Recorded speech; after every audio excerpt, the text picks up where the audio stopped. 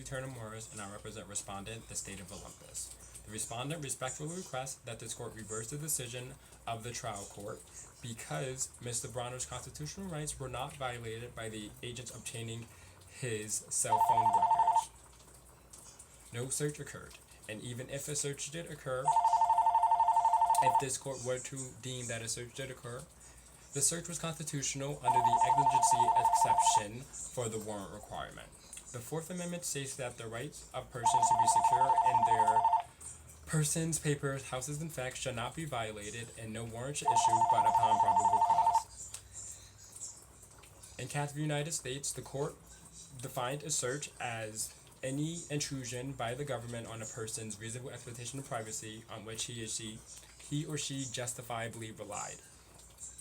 Justice Harlan's concurrence in Cash v. United States expanded this definition to include that a search occurs when a government intrudes on a person's subjective and objective expectation of privacy. This means that the person must have had an actual expectation of privacy and one that society is willing to recognize as reasonable. This case presents two arguments. One is a technology argument, and the second is a cell phone argument. Both arguments in this case, technology and cell phone, support the respondent's claim that no search occurred. The technology argument is first seen in Kylo v. United States, which states that information obtained by law enforcement using sense-enhancing technology constitutes a search when that information cannot be obtained without being physically present, and the device used to obtain that information is not in general public use. Law enforcement agents in this case use a sense-enhancing technology, a heat sensor, to detect that Kylo's home was warmer than other adjacent homes. The court ruled that this was an inherent violation of privacy because any search inside a home was a violation of privacy. Unlike the case at bar, the information requested did not request information inside of Bronner's private residence. In fact, it requested information of public locations across the state of Olympus that the agents suspected Bronner frequented given the informant's information. Moreover, the information that the government requested was not something that anyone present at that location could have concluded.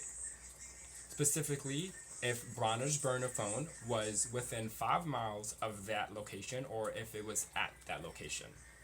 There was nothing more that the government had to do.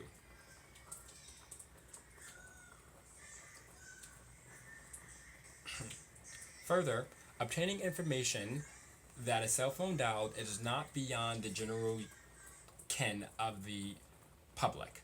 Anyone with a working knowledge of a cell phone can do the same thing without any struggle. The technology argument continues with United States v. Jones and ends with Carpenter v. United States. These cases hold that the physical attachment of a GPS to a person's private property and the obtaining of historical cell site location information, CSLI, constitutes a search. Though this case presents both elements, CSLI data and private property, this case is different in two regards. First, the officers in that case did not have to physically, meaning their persons did not have to physically intrude on Bronner's private property. The CSLI information was obtained by cellular towers, and the agents in that case neither manipulated cellular towers nor attached anything to Bronner's physical phone to record information. Thus, the holding in Jones is unfitting in a case involving cell phones because no physical intrusion is necessary to obtain CSLI information. The officers in that case did not search for historical, meaning past CSLI data to catalog a person's movements. The officers requested real-time information to track a person's movements within 5 miles of 10 specific locations. The breadth of this request is severely more limited than the search conducted in Carpenter. The officers in Carpenter achieved near perfect surveillance because the agents could access all location data, which is generated anytime the phone searches for service or network. Moreover, the search in Carpenter was only limited to the restriction of the cellular provider's retention policy. This was an actual catalog because the agents could observe all locations that the cell phone collected during the day. The officers in our case only requested specific CSLI information when the phone was within 5 miles of 10 location. The locations requested only constituted a small portion of Bronner's movements throughout the day. Moreover, a burner phone location data is greatly fleeting because data is untraceable after the user disposes of the phone. Thus, there is no way of tracking historical CSLI data if the information was not obtained while the phone was operable. The rationale in Carpenter is unfitting in a case involving real-time CSLI data in the location of a burner phone. The cell phone argument begins and ends with Riley v. California. Riley holds that assessing information on a cell phone is highly personal, and when it is reasonable to do so, officers should obtain a warrant before conducting a search.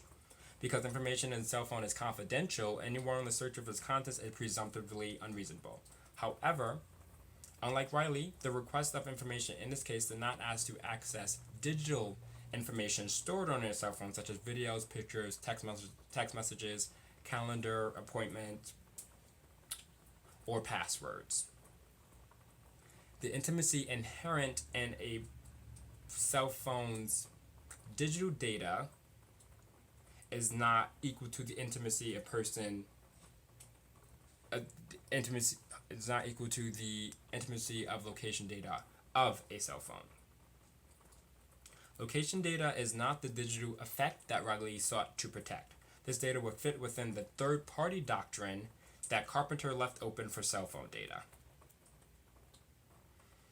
Because the cell phone user voluntarily accepts and risks that his or her location information would be recorded to a cell phone company as a business practice. The recording of the location is important business purpose because the cell phone provider must ensure that that user of the cell phone has access to its network. The argument against this voluntary sharing is seen in Carpenter. And Carpenter says that what a person routinely does without the conscious assent to sharing this information could not be voluntary. However, this case differs because the burner phone is meant to prevent police officers from tracking the phone while it is operable. This means a user of the burner phone must consciously be aware that while the phone is operable, that it is subject to tracking by the cellular company. Like in Smith v. Maryland, the user of the phone assumed the risk of the information being shared with a cellular provider. Bronner inevitably had to convey his cell phone location information to his cellular provider to receive service. This means CSLI information was voluntarily turned over to a third party while the phone was operable. The rule in Smith and reiterated in Carpenter is that a person has no legitimate expectation of privacy and information he or she voluntarily turns over to a third party. It is also well established in Smith that phone numbers dialed on a cell phone are inevitably shared with the third party, and this is information that general public is reasonably aware. Even if there was a warrantless search, the search was objectively reasonable because the exigency of the situation made the need for law enforcement so compelling. The courts in past cases have used factor tests to determine if exigency existed because determination of exigency is highly subjective.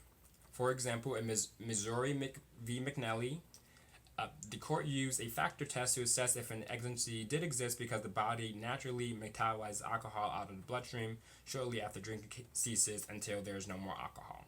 The natural metabolic process presents a risk of alcohol-related evidence being destroyed by the body. However, this case is unlike the one at bar because the suspect in this case, from the law enforcement agent's perspective, already committed the crime that law enforcement